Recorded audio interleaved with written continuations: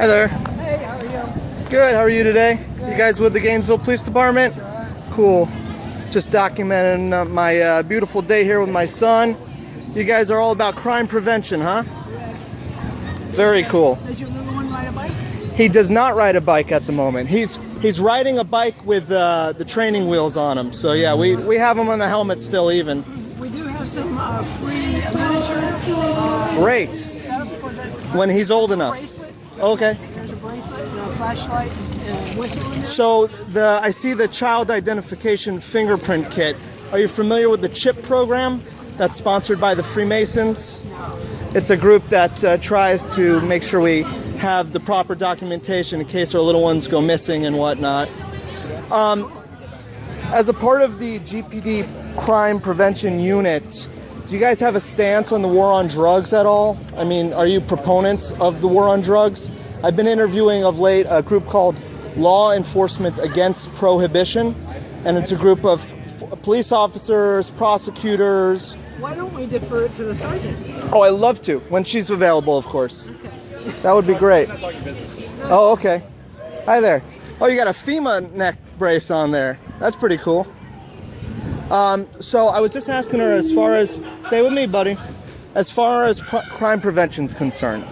There's a group called Law Enforcement Against Prohibition, and they're police officers and all sorts of people who, prosecutors, people in law enforcement, Department of Homeland Security, who say prohibition is a failed policy. It creates more crime, puts people in prison who need to get therapy, that are sick with drug abuse and that kind of thing. Are you guys proponents of ending the war on drugs? Sure.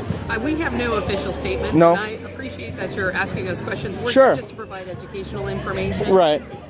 So at this time, I'm going to politely decline. And if you have any information that you would like to Decline from giving a stance, you mean? Yes, sir. Okay, great. If you have any information that you would like about the police department, I would refer any request to our public information officer. The PI. The PIO is the person to ask that.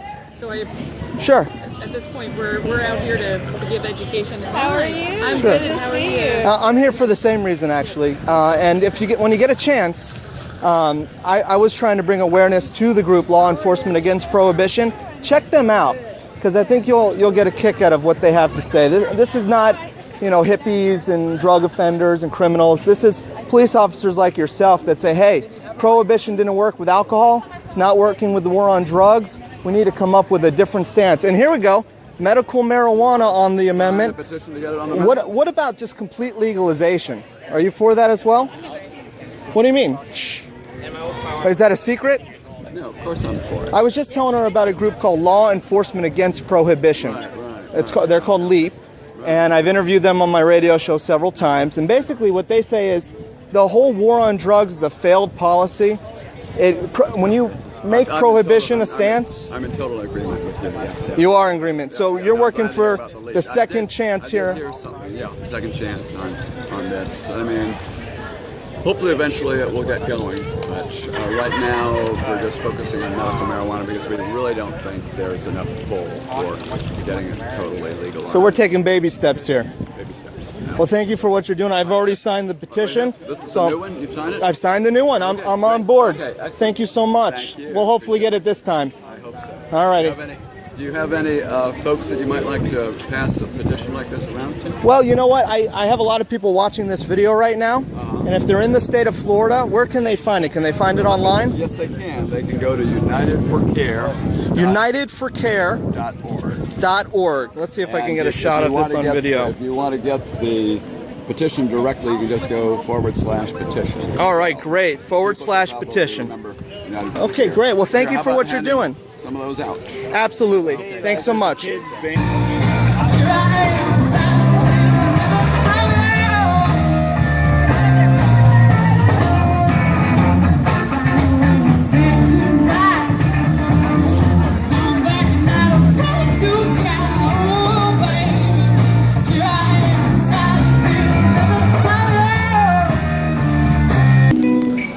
Again, if you couldn't hear me say it just now, this is what the powers that shouldn't be are fighting against. They're fighting against having community, us the useless eaters, being able to live our lives, enjoying time with family and friends, enjoying music, you think the Rothschild family and the other scumbags that we expose on a daily basis, do you think they enjoy this?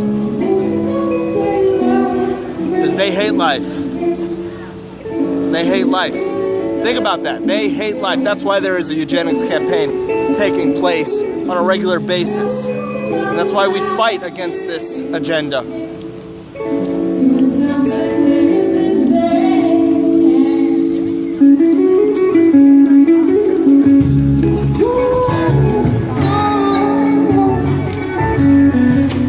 This band is called Flatland. Again, this band is called Flatland.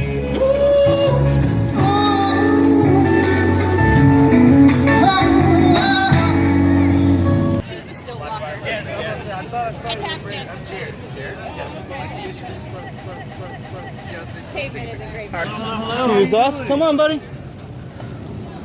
Let's find out what this is all about. Yeah, so we're here today to allow people to share stories with each other and listen to other people's stories. We're part of Self-Narrate, which is an interpersonal storytelling group, organization. We help train people as to what their story is and give them safe spaces to share those stories. So this is a safe space to share stories, huh? Yes. Yeah, man. I'm doing something similar, actually. Oh, we got a lot of noise. Hold on. Perfect timing. Let's... Perfect timing to do a motorcycle on Block Street, so they can't get by. They're like, wait, oh, got it.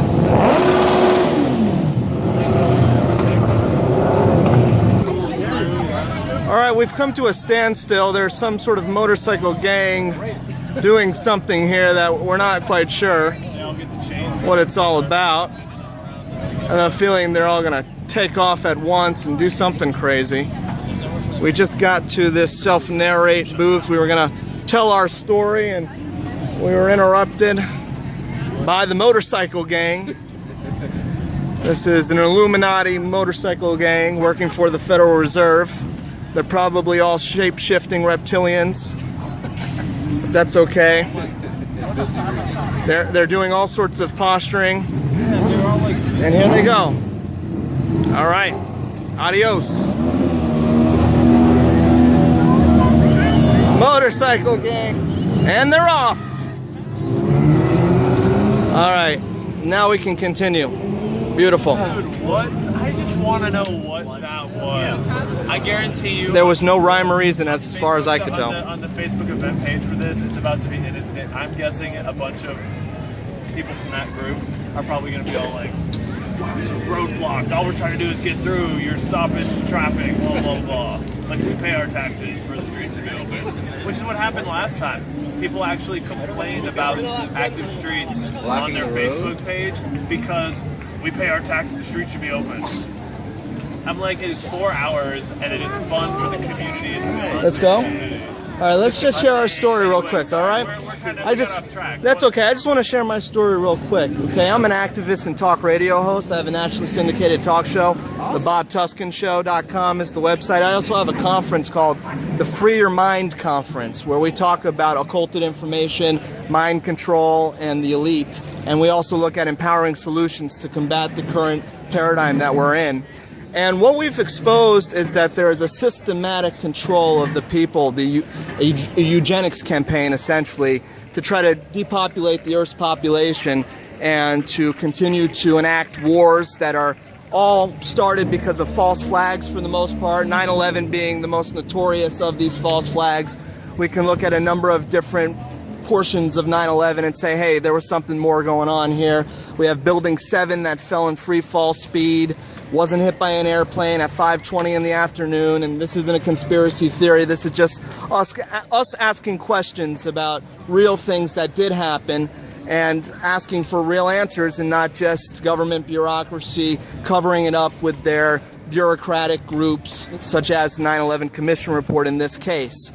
So I have a 2-year-old son, as you can see, and I'm very concerned about his future and the planet that we're leaving behind.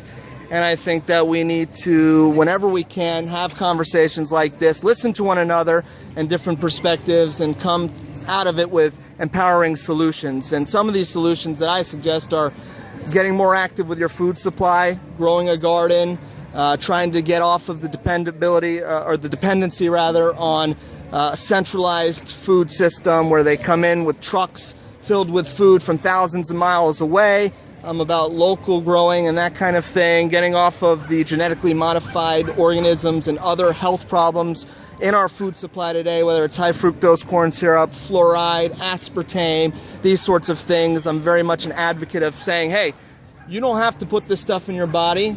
As long as you're aware of what's what, you can make the decision to avoid it. That's why labeling is a very important thing that we need to demand, that our food be labeled and so on and so forth. And also, I'm a big proponent of the allopathic medicine being shown for what it is in many cases, which is barbaric poison. In the case of cancer, we have people who are given chemotherapy, which is really poisoning them even further when they're already sick. And we know that there's a cornucopia of other things that we can utilize, such as cannabis oil. We have a certain diet that helps with these things. Soursop, the fruit has been shown to have anti-cancer properties.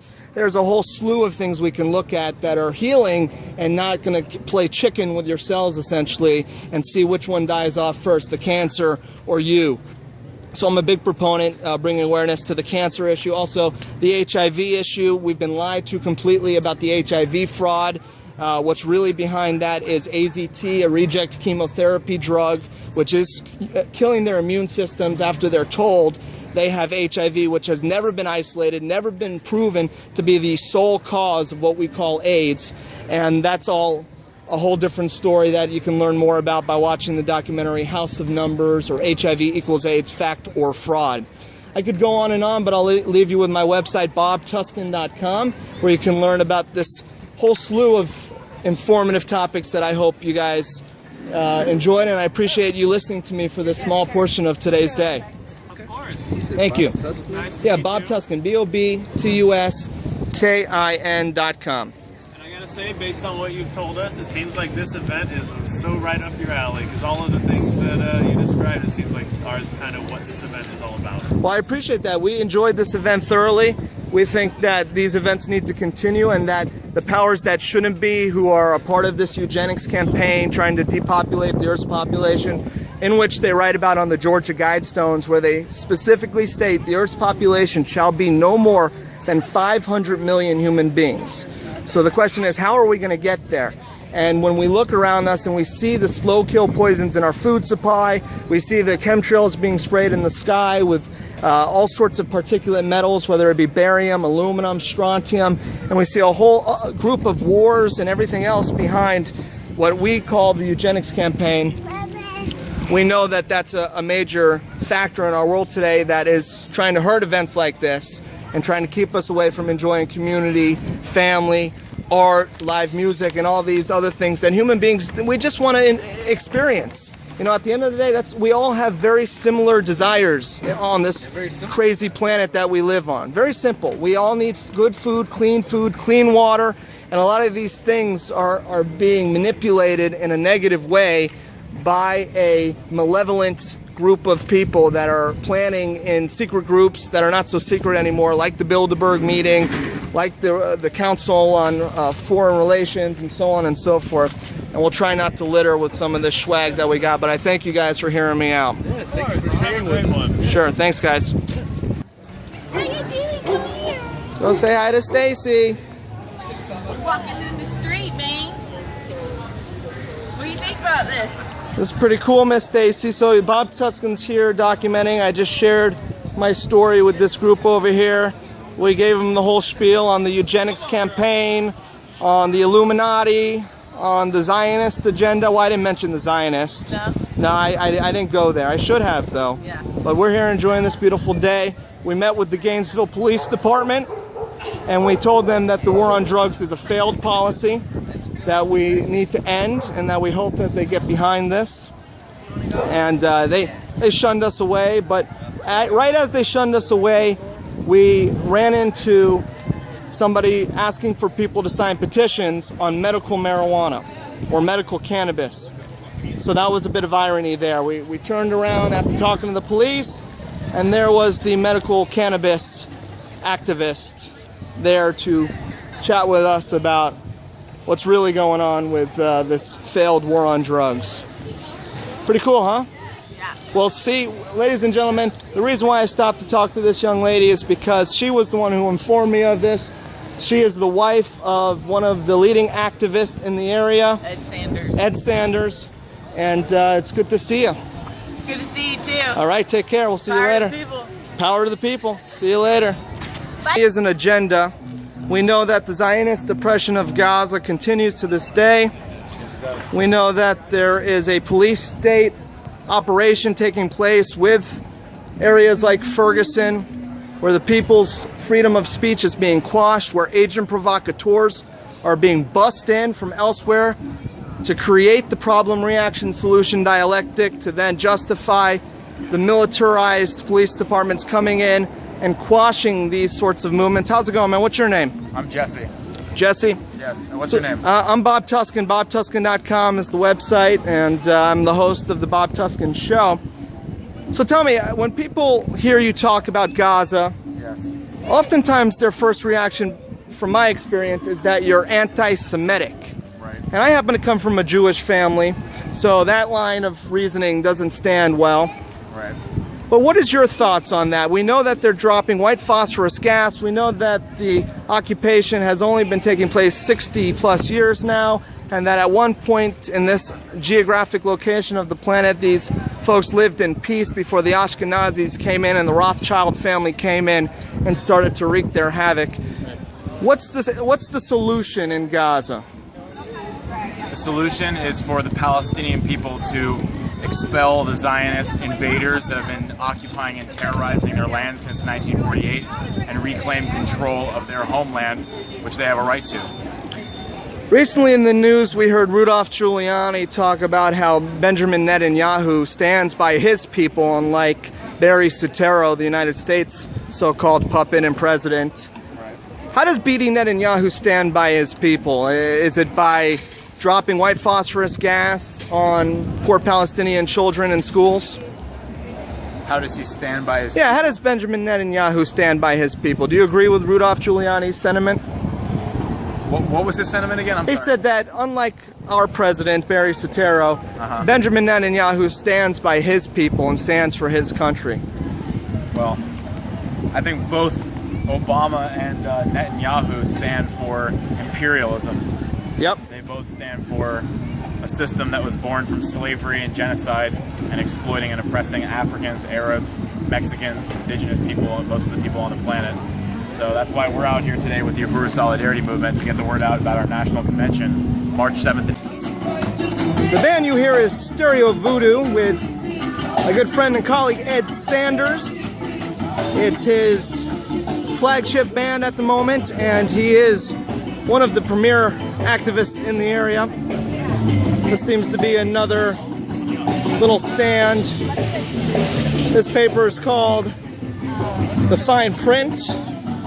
We have a long history with the fine print. The fine print over the years has denied covering important topics like 9/11. There may have been some change there over the years. We're not sure exactly.